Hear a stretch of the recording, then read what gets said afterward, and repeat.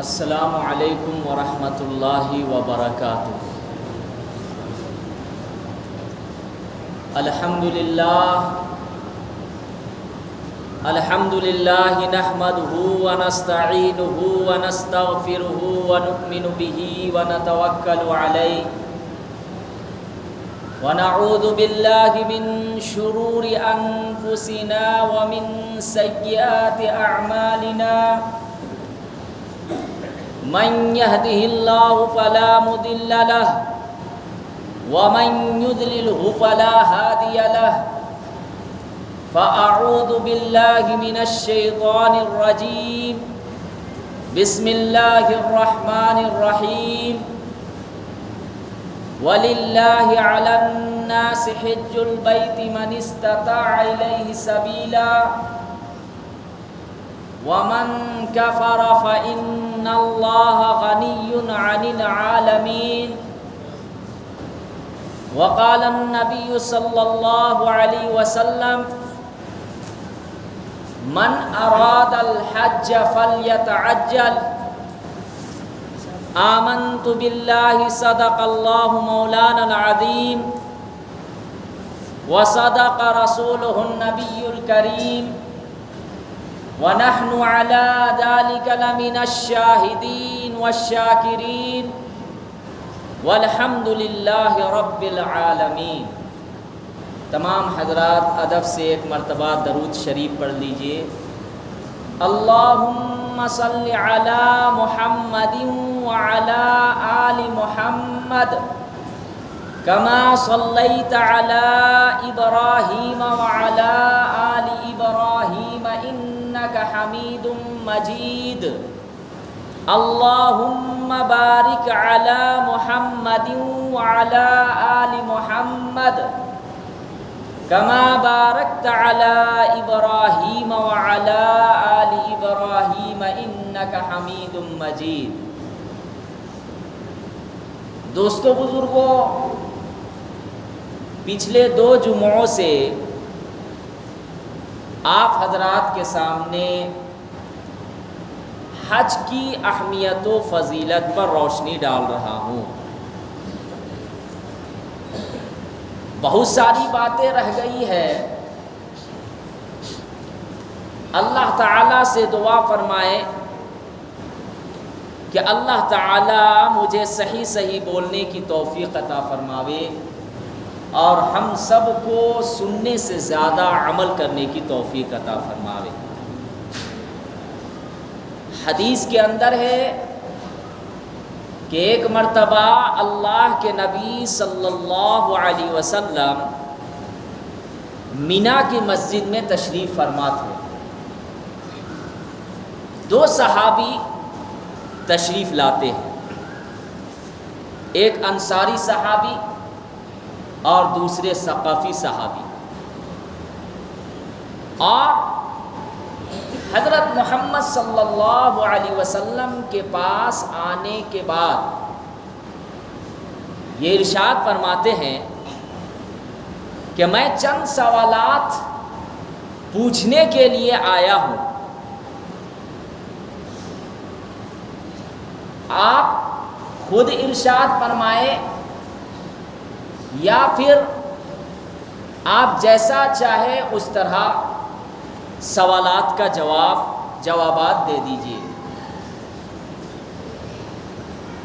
اللہ کے نبی صلی اللہ علیہ وسلم نے ارشاد فرمایا کہ تم لوگ یہ سوالات کرنے کے لیے آئے ہو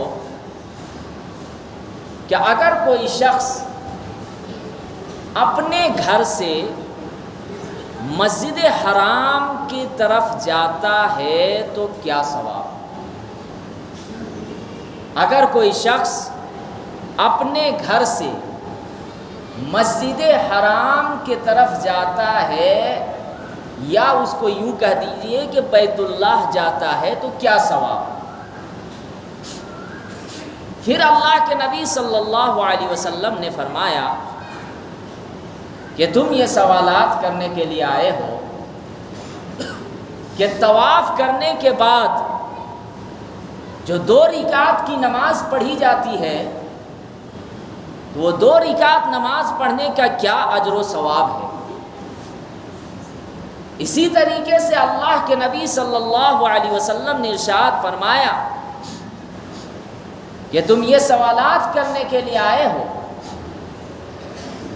کہ طواف کرنے کا کیا اجر و ثواب ہے، میدان عرفات میں ٹھہرنے سے کیا اجر ملے گا، اسی طریقے سے صفا مروہ کے درمیان سعی کرنے کا کیا ثواب ہے۔ اللہ کے نبی صلی اللہ علیہ وسلم نے ارشاد فرمایا کہ تم یہ سوالات کرنے کے لیے آئے ہو کہ حلق یا قصر کرنے کے بعد انسان کو کیا اجر و ثواب ملتا ہے، اس کے بعد تم یہ سوالات کرنے کے لیے آئے ہو کہ اگر کوئی انسان حج کر لیتا ہے تو اس کا کیا اجر ہے۔ وہ انصاری صحابی اور ثقافی صحابی عرض کرتے ہیں میرے ماں باپ آپ پر قربان، واقعتاً ہم یہ سوالات لے کر آئے ہیں۔ پھر اللہ کے نبی صلی اللہ علیہ وسلم نے ارشاد فرمایا کہ اگر کوئی شخص اپنے گھر سے مسجد حرام کی طرف جانے کا ارادہ کرتا ہے اور نکل جاتا ہے تو حدیث کے اندر ہے کہ ہر ایک قدم پر اس کو ایک نیکی ملتی ہے، یعنی کہ اس کے نامہ اعمال میں ایک نیکی لکھ دی جاتی ہے اور اس کے ایک قدم پر ایک برائی مٹا دی جاتی ہے۔ اتنا اجر و ثواب ہے۔ اب سوچئے کہ کوئی بھارت سے اگر حج کرنے کے لیے جا رہا ہے مکہ مکرمہ تو کتنی دوری ہے، اور یہ اجر و ثواب جو پیدل حج کرتے ہیں ان کے لیے زیادہ ہے بنسبت ان لوگوں کے لیے جو ایروپلین وغیرہ میں سفر کر رہے ہوں یا پھر اور جو سفر کے آلات ہیں ان پر کر رہے ہوں، لیکن پیدل جو سفر کرتے ہیں ان کا اجر و ثواب زیادہ ہے۔ اسی طریقے سے اللہ کے نبی صلی اللہ علیہ وسلم نے ارشاد فرمایا کہ اگر کوئی طواف کرتا ہے اور طواف کرنے کے بعد 2 رکعت جو مقام ابراہیم کے سامنے نماز پڑھتے ہیں اس کا اجر یہ ہے کہ 70 غلاموں کو آزاد کرانے کے برابر اس کا اجر و ثواب ہے۔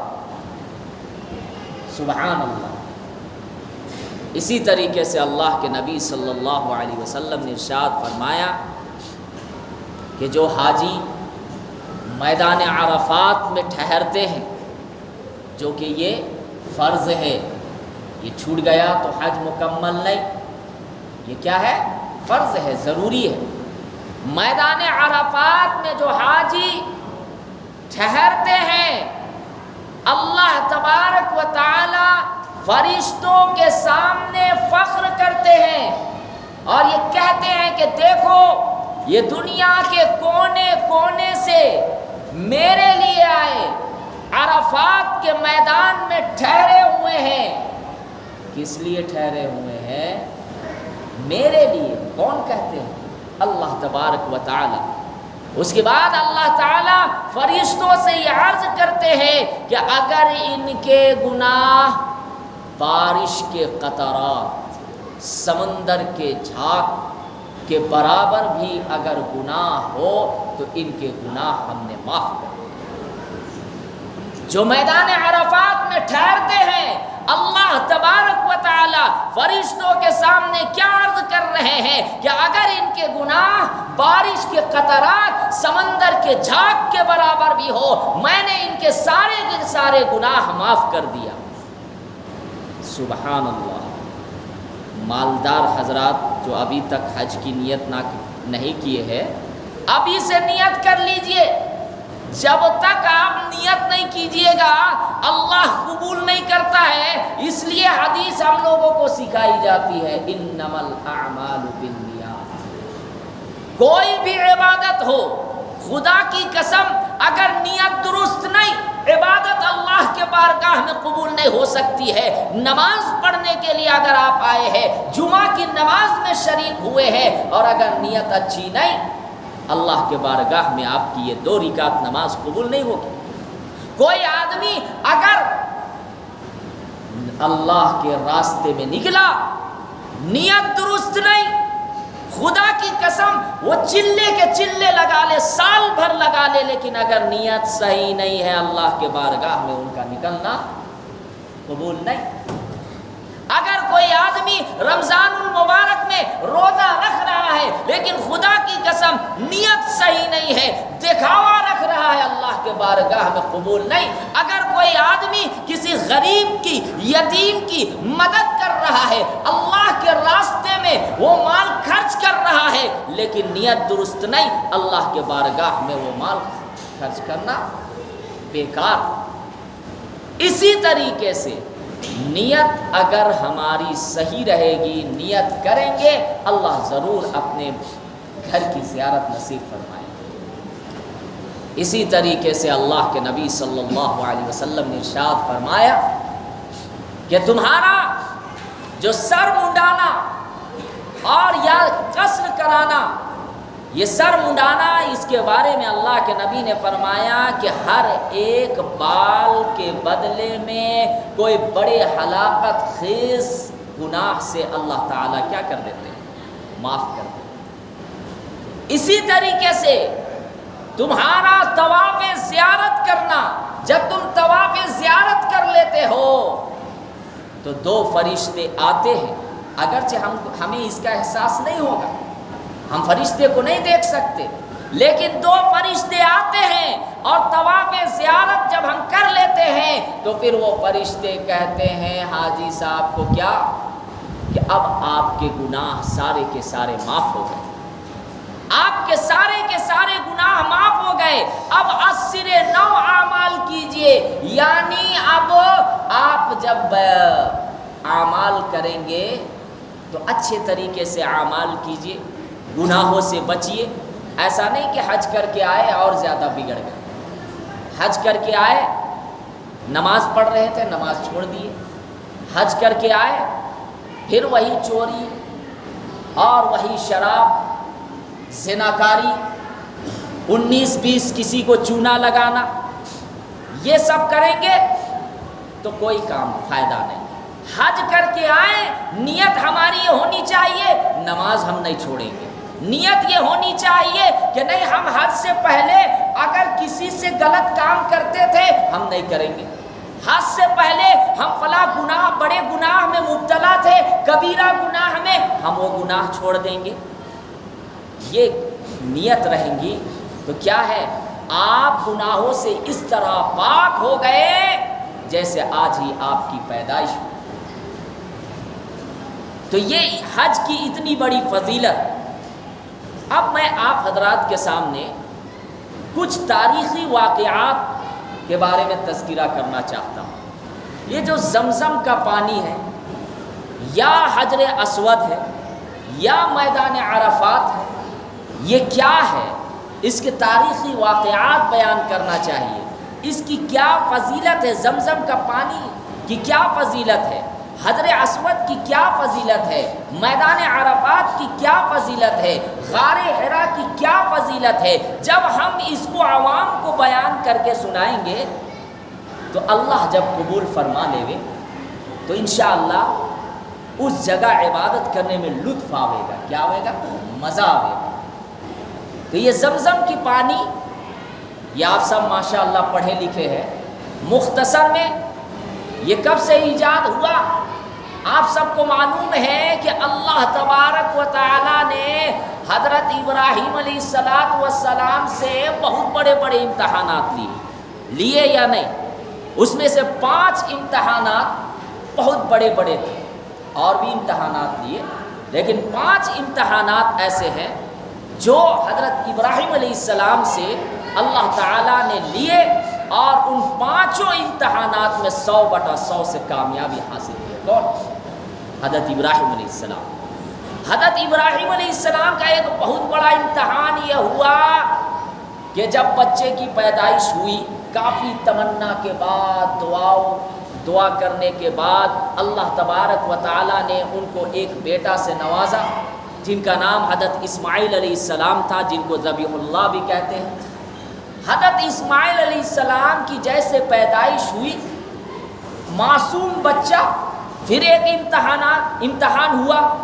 وہ کیا امتحان؟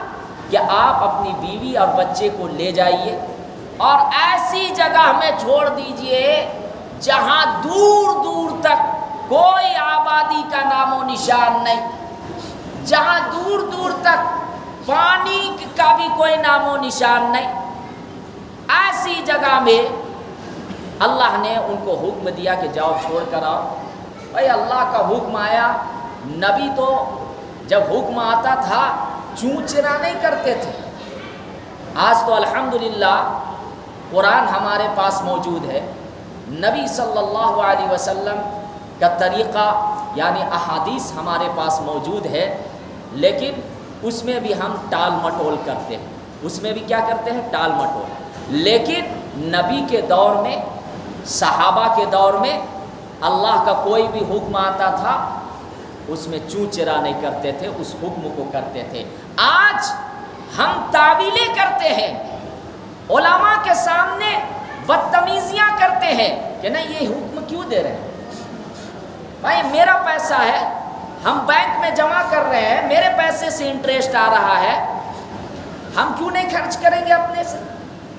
ہم اپنے میں کیوں نہیں لگائیں گے؟ یہ تو میرا پیسہ۔ تعویلیں نہیں چلنے کا۔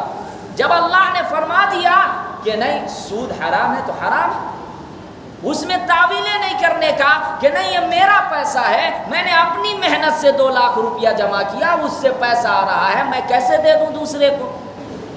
بھائی یہ تو کوئی مولوی کا حکم نہیں ہے، میں نے تو نہیں کہا، اللہ اور اللہ کے نبی کا فرمان ہے۔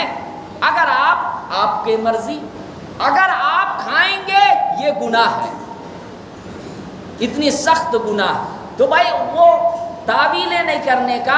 اسی طریقے سے میں کیا عرض کر رہا تھا، آب زمزم، اللہ کے نبی صلی اللہ علیہ وسلم نے بہت ساری احادیث زمزم کے فضیلت کے بارے میں بیان کیے۔ پہلے وہ واقعات بتا دوں کہ حضرت ابراہیم علیہ السلام کو حکم ہوا کہ اپنے بچے اور اپنی بیوی کو تم ایسی جگہ میں چھوڑ دو جہاں دور دور تک کوئی نام و نشان نہ ہو آبادی کا۔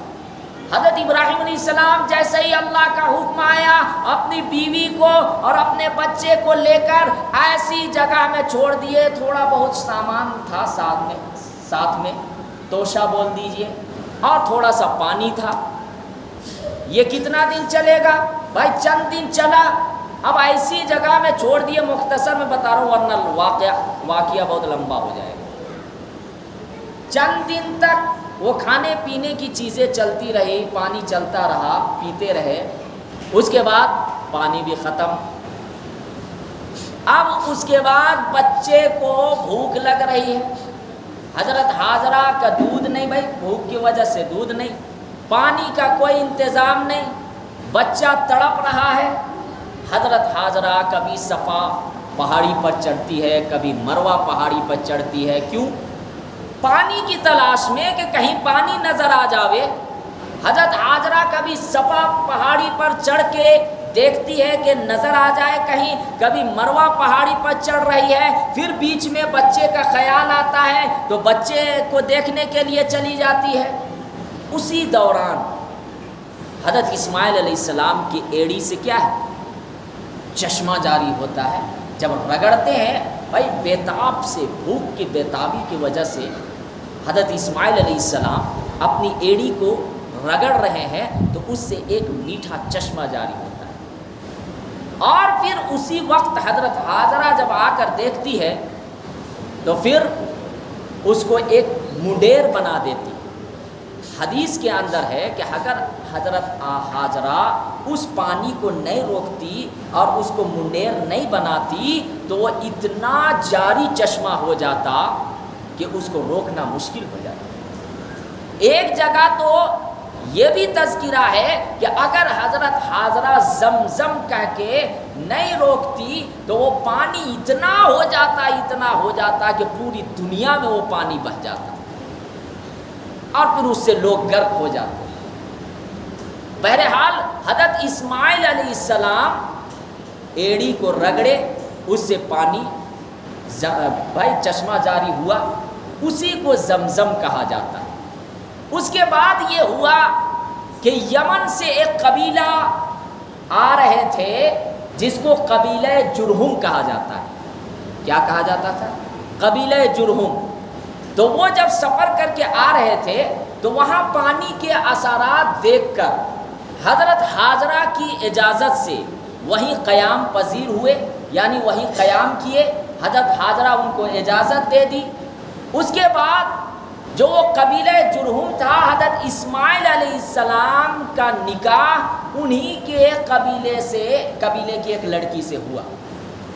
اور اس کے بعد اللہ تبارک و تعالی نے حضرت اسماعیل علیہ السلام کی اولاد میں اتنی برکت ڈال دی کہ اس کے بعد وہاں آبادی بھر گئی. ایک وقت تھا کہ جب حضرت حاجرہ اور حضرت اسماعیل علیہ السلام کو وہاں چھوڑا گیا تھا، دور دور تک کوئی آبادی نہیں. لیکن جیسے ہی وہ پانی چشمہ جاری ہوا، لوگ آنا شروع ہوئے، قبیلہ جرہم اور بھی قبیلے والے. اور اس کے علاوہ حضرت اسماعیل علیہ السلام کا نکاح قبیلہ جرہم کے ایک لڑکی سے ہوا، اور اللہ نے اولاد میں اتنی برکت ڈال دی کہ وہاں آبادی بھر گئی. اس کے بعد یہ ہوا کہ قبیلہ جرہم اور قبیلے کے لوگ جب وہاں بسنے لگے تو آپس میں اختلافات اور انتشارات پیدا ہوئے، یعنی لڑائیاں ہونے لگی.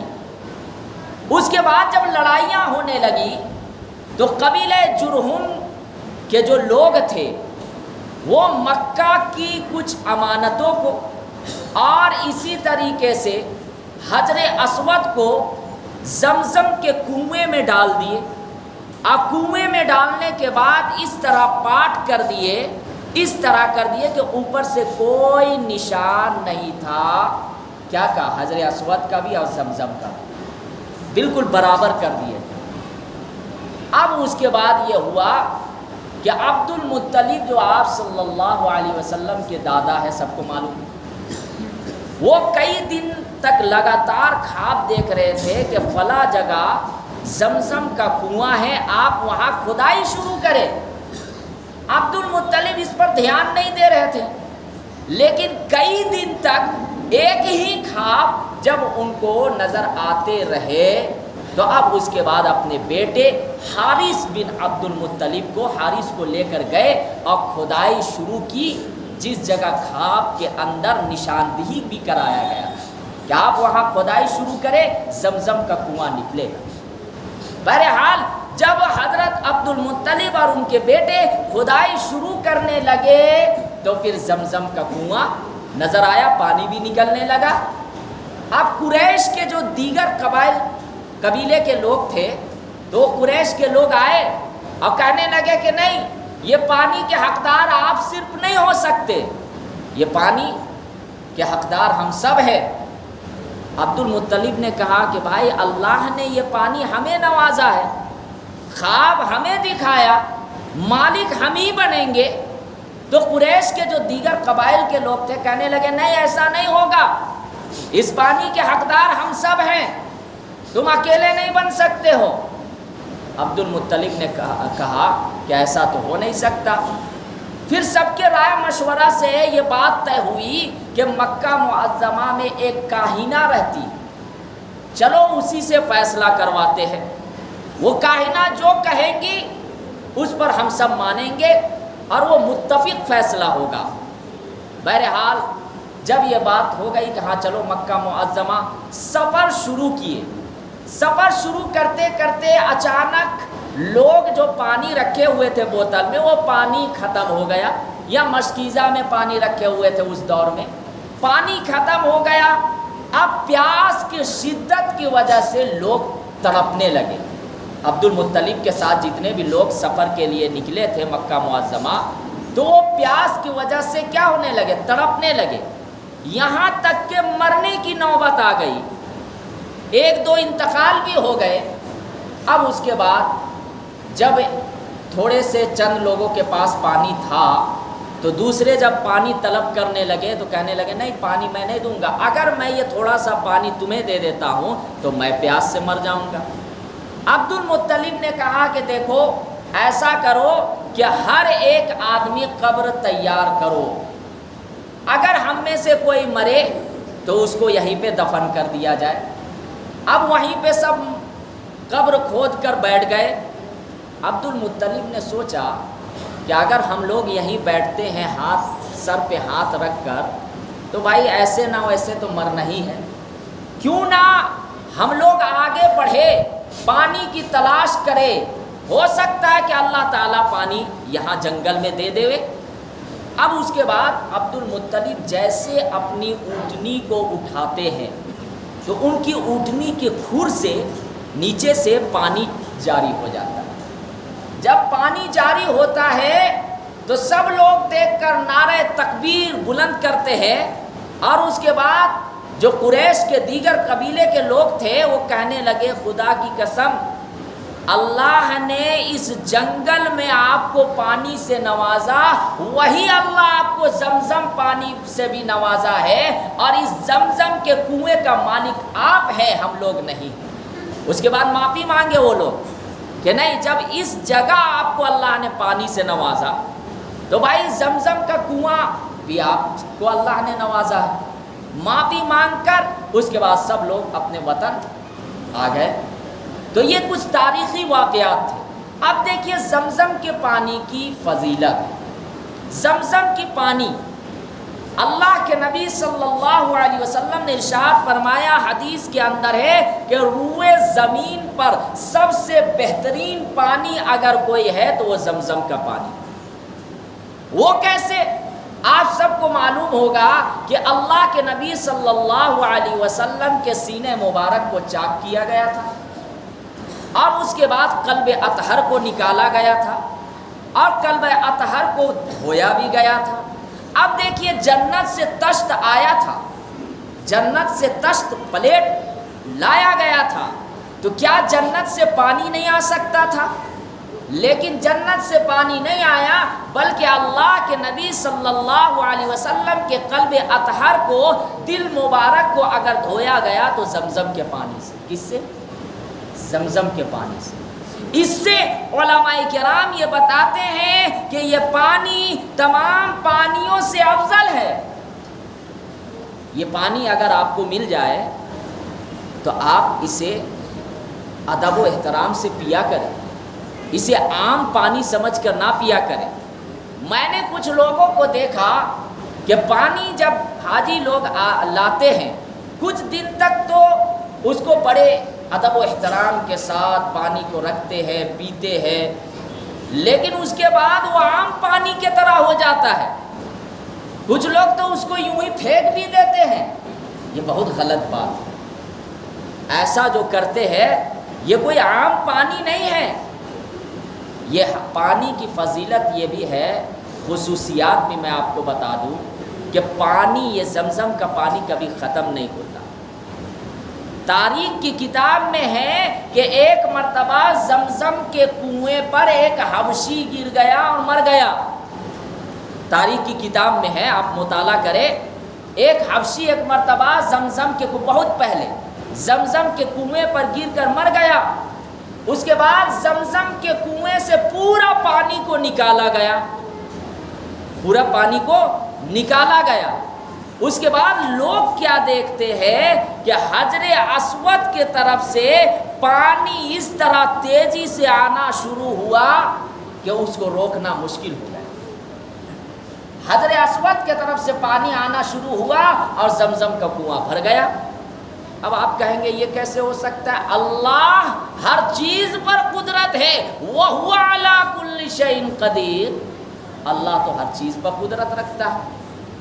اب آپ دیکھیے کہ یہ زمزم کا کنواں کوئی بہت بڑا کنواں نہیں، لیکن لاکھوں لوگ پانی استعمال کر رہے ہیں، بلکہ لاکھ کیا بول دے، کروڑوں بول سکتے ہیں آپ۔ اسی طریقے سے لاکھوں گیلن لوگ کہاں کہاں تک نہیں لے جا رہے ہیں، ہر کنٹری والے، ہر ملک والے پانی وہاں زمزم کا پانی لے جا رہے ہیں، یہاں تک کہ مسجد حرام ہی میں پانی نہیں یوز ہوتا، مسجد نبوی میں بھی وہ زمزم کا پانی استعمال کر رہے، پیا جا رہا ہے، لیکن وہ کبھی سوکھتا نہیں۔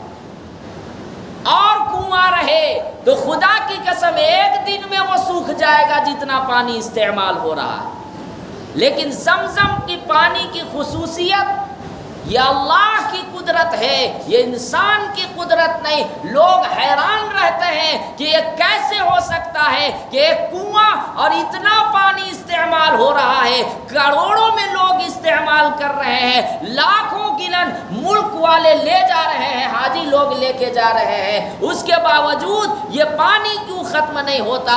لوگ حیران رہتے ہیں۔ تبھی تو ایمان میں لوگ داخل ہو جاتے ہیں، ایمان میں لوگ داخل ہو جاتے ہیں۔ ہم لوگ نہیں کہتے کہ ایمان میں داخل ہو، تلوار کے زور سے نہیں، لوگ دیکھ کر ریسرچ کر کے کہ یہ کیسا ماجرا ہے کہ کنواں اور ہر ملک میں پانی جا رہا، کروڑوں میں لوگ استعمال کر رہے ہیں، تو یہ سب چیز دیکھ کر لوگ ایمان میں داخل ہوتے ہیں۔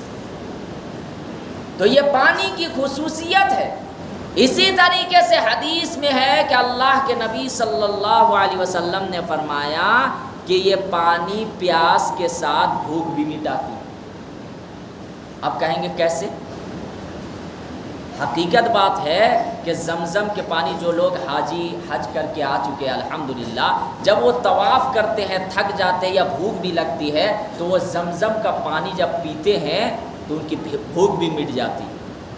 حضرت ابو ذر غفاری رضی اللہ تعالی عنہ کتاب میں ہے کہ 1 مہینہ تک وہاں زمزم کے پانی سے پیٹ بھرے، کھانے کی کوئی چیز نہیں تھی، کھانے کی چیز ان کے پاس کوئی بھی چیز نہیں تھی، صرف زمزم کا پانی پی کر 1 مہینہ تک گزارا کیے، جس کی وجہ سے پیٹ میں چربی آ گئی۔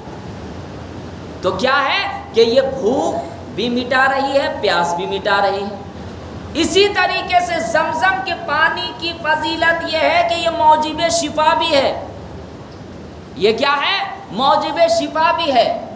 آپ جس نیت سے اس پانی کو پیئیں گے انشاءاللہ اللہ تبارک و تعالی آپ کی نیت کو مکمل کر دے گا۔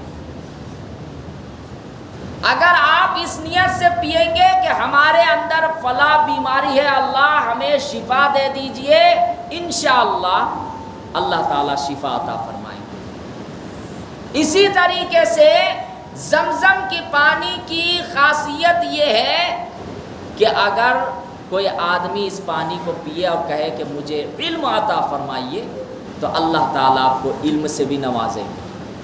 حضرت امام شافعی رحمۃ اللہ علیہ، بہت بڑے امام، الحمدللہ سب لوگ جانتے ہیں، یہ 2 چیز کی دعا مانگے تھے زمزم پانی پینے سے پہلے۔ ایک تو یہ کہ اللہ ہمیں علم سے نوازیے، علم نافع۔ دوسری دعا یہ فرمائے تھے کہ تیر اندازی میں اے اللہ ہمیں مہارت عطا فرمائیے۔ یہ دونوں دعا قبول ہوئی۔ آپ سب کو معلوم ہے کہ امام شافعی کتنے بڑے امام، کتنی کتابیں ان کی لکھی ہوئی، کتنے لوگ استفادہ حاصل کر رہے ہیں یا نہیں؟ تو اللہ نے ان کو علم سے نوازا۔ اسی طریقے سے تیر اندازی میں تاریخ کی کتابوں میں لکھا ہوا ہے کہ 99% ان کی تیر چکتی نہیں تھی، جہاں پہ نشانہ کر دیتے تھے وہاں لگ جاتی تھی۔ تیر اندازی میں جہاں پہ مارنے کا ہوتا تھا وہ مارتے تھے۔ تو امام شافعی رحمۃ اللہ علیہ کی بھی دعا قبول ہوئی۔ تو اللہ کے نبی صلی اللہ علیہ وسلم نے فرمایا کہ زمزم کے پانی کو جس نیت سے لوگ پئیں گے اللہ تبارک و تعالی اس کام کو مکمل کر دیں گے۔ تو اس لیے جتنے بھی لوگ حجاج گئے ہوئے ہیں، اگر پانی آ جاوے کیا کریں؟ اس کو ادب و احترام کے ساتھ پانی پیے، بسم اللہ کہہ کر 3 سانس میں۔ اب بہت سے لوگ سوچتے ہیں کہ نہیں کھڑے کھڑے ہی پینا ضروری ہے، ایسا نہیں، آپ بیٹھ کے بھی پی سکتے. بہت سے لوگ اس کو ضروری سمجھتے کہ نہیں کھڑا ہو کے ہی زمزم پیو، ایسا نہیں ہے، بیٹھ کے بھی پی سکتے ہیں. کھڑے وہ ایک آداب ہے، ضروری نہیں. تو اللہ تعالیٰ سے دعا فرمائے کہ اللہ تعالیٰ ہمیں کہنے سننے سے زیادہ عمل کرنے کی توفیق عطا فرمائے. وآخر الدعوانا ان الحمد للہ رب العالمین. جو حضرات سنت نہیں پڑھیں اس